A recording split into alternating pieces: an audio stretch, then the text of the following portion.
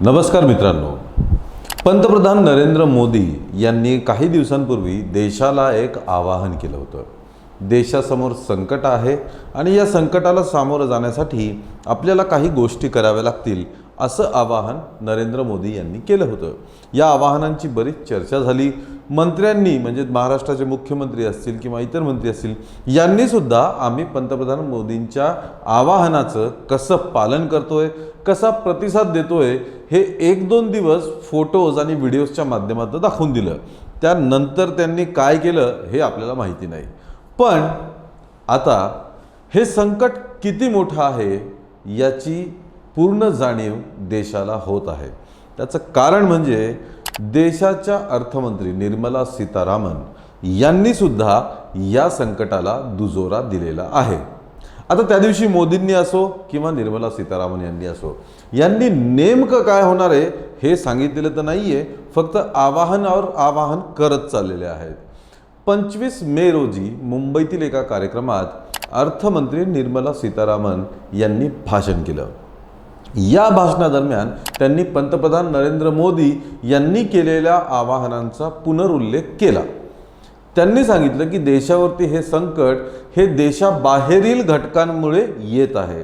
यात आपल्या देशाचा किंवा पंतप्रधान मोदींची काही चूक नाही असं त्यांना इनडायरेक्टली म्हणायचं होतं। त्यांनी सांगितलं की खरंच देशासमोर मोठं संकट उभं आहे। आता जेव्हा देशाच्या अर्थमंत्री स्वतः या कबुली देतात तेव्हा हे संकट किती मोठं आहे, याचं किती भयानक स्वरूप आहे आणि देशाच्या नागरिकांना येणाऱ्या भविष्य काळामध्ये याचा किती त्रास होणार आहे याचा अंदाजा येऊ शकतो। त्या दिवशी मोदींनी जे आवाहन केलं होतं ते एका भाषणाच्या स्टाईलमध्ये केलं होतं, पण आता अर्थमंत्र्यांनी जो खुलासा केला आहे आणि कबुली दिलेली एका अर्थाने ती अतिशय गंभीरपणे दिलेली आहे। या संकटाचा सामना करण्यासाठी किंवा या संकटाचं स्वरूप सांगताना निर्मला सीतारामन यांनी 3F याचा उल्लेख केला। हे 3F नेमकं आहे काय हे आपण जाणून घेऊया। या 3F मधला पहिला F आहे ते म्हणजे फ्युएल। फ्युएल म्हणजे अर्थात इंधन। इंधनाची कमतरता, क्रूड ऑइलची कमतरता याचा खुलासा निर्मला सीतारामन यांनी केला। मित्रांनो, भारत हा जगातील 3ऱ्या क्रमांकाचा क्रूड ऑइलचा निर्यातदार आहे। त्यामुळे देशात आपल्या क्रूड ऑइलचे साठे अतिशय अल्प असल्यामुळे जवळपास 70 ते 80% क्रूड ऑइल आपल्याला आयात करावी लागते। त्यामुळे देशात क्रूड ऑइलचा पुरवठाच मुळात कमी आहे आणि जो आहे ते घेण्यासाठी देशात डॉलर्स नाहीत। त्यामुळे इंधनाची समस्या, इंधनाचं संकट हे निर्मला सीतारामन यांनी सुद्धा कबूल केलेलं आहे। याचाच अर्थ असा की येणाऱ्या भविष्य काळामध्ये अलीकडेच इंधनाचे दर पुन्हा वाढू शकतात। मागच्या 15 दिवसात 4 वेळेस इंधन म्हणजे पेट्रोल आणि डिझेलची दरवाढ झालेली आहे।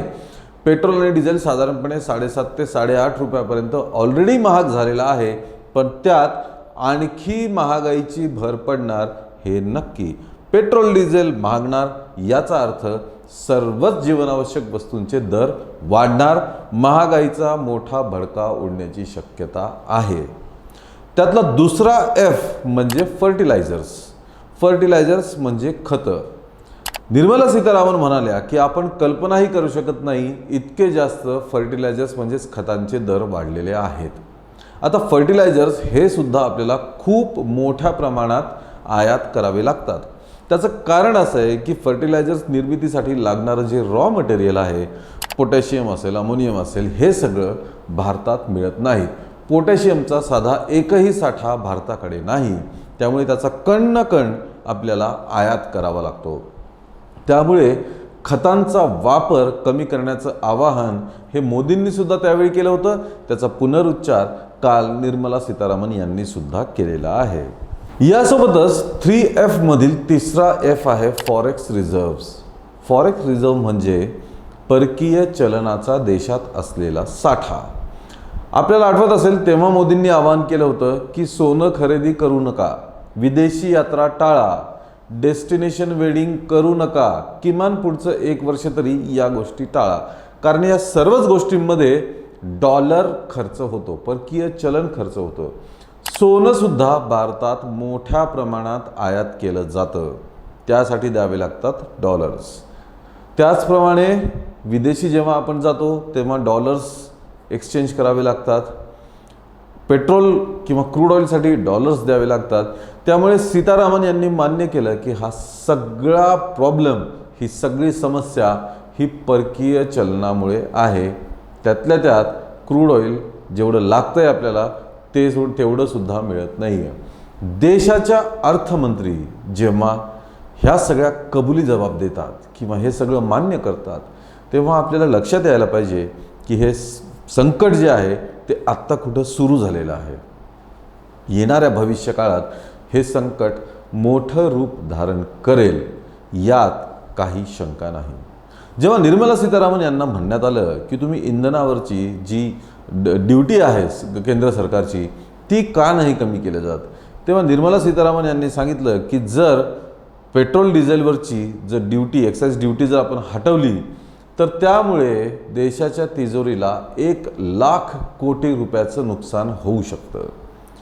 हे 1,00,000 कोटी रुपयाचं नुकसान झाल्यानंतर त्याचा पूर्ण परिणाम हा परत देशाच्या अर्थव्यवस्थेवरती होईल. जर ड्युटी कमी करावी किंवा बंद करावी तर तिजोरीचं नुकसान आहे, ड्युटी कमी नाही करावी तर महागाईच्या झळा जनतेला बसत आहेत. त्यामुळे निर्मला सीतारामन यांनी हे संकट अत्यंत गंभीर असल्याचं पूर्णपणे मान्य केलेलं आहे. याचाच अर्थ मित्रांनो, हे संकट आता सुरू झालेलं आहे. पेट्रोलचे दर हे अजून 18 ते 20 रुपयांनी वाढू शकतात.